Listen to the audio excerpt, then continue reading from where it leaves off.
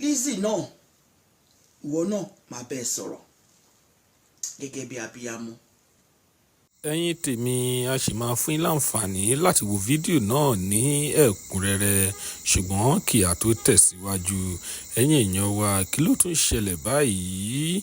arábìnrin yìí tẹ́ a mọ̀ sí godmother Lizzy Anjorin ó fún Lizzy Anjorin ní godly advice, ó fún ní godly advice, ó tún fún ní motherly advice náà pẹ̀lú.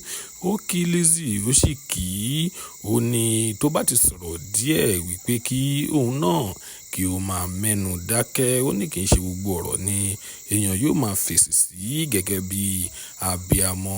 ó náà mọ̀ wípé ara ló ta ṣùgbọ́n kó má máa fèsì sí gbogbo ọ̀rọ̀. ẹ̀yin èèyàn wa ọ̀pọ̀rọ̀ kágbọ̀n ẹ jẹ́ ká gbọ́ látẹnu godmother Lizzy.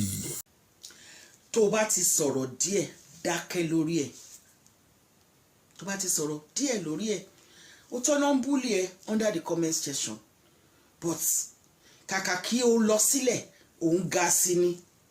ó yẹ kó mọ̀ wípé gbogbo ògo àwọn tó ń búlì ẹ ni Ọlọ́run fi ń ṣe àtẹ̀gùn fún ẹ láti débi tó ga. gbogbo ògo àwọn tó ń búlì ẹ ọmọ kékeré ni wọ́n ní, àgbàlagbà ni wọ́n ní, ọkùnrin ni wọ́n ní, obìnrin ni wọ́n ní, gbogbo ògo wọn òun lọ́lọ́run fi ń gbé ẹ lọ síbi gíga. gbogbo wọn tó ń búlì ẹ wọn ò tó ẹ.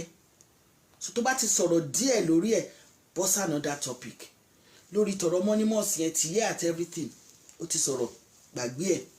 kò jẹ́ kọ́lọ́run kó máa gbé ẹ lọ síbi gíga, kó máa gbé ẹ lọ síbi gíga, kó tún ṣe another design tó máa wọ̀ tí wọ́n á lè copy.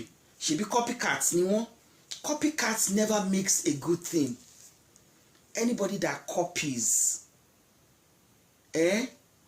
does not make nǹkan tó dáa. ẹni tó bá ń jiyàn wò, everybody detests copycats even to the university level. òun náà pè ní plagiarism, when you copy another person's thing and you want to ṣògo lórí ẹ̀.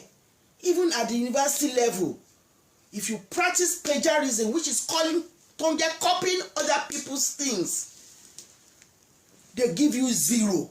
So ẹni tó bá ń copy èèyàn, tó ń copy nǹkan èèyàn, tó ń pè ní copycat, wọn kì í ṣe rere, kì í ṣe pé wọn ń ṣe rere.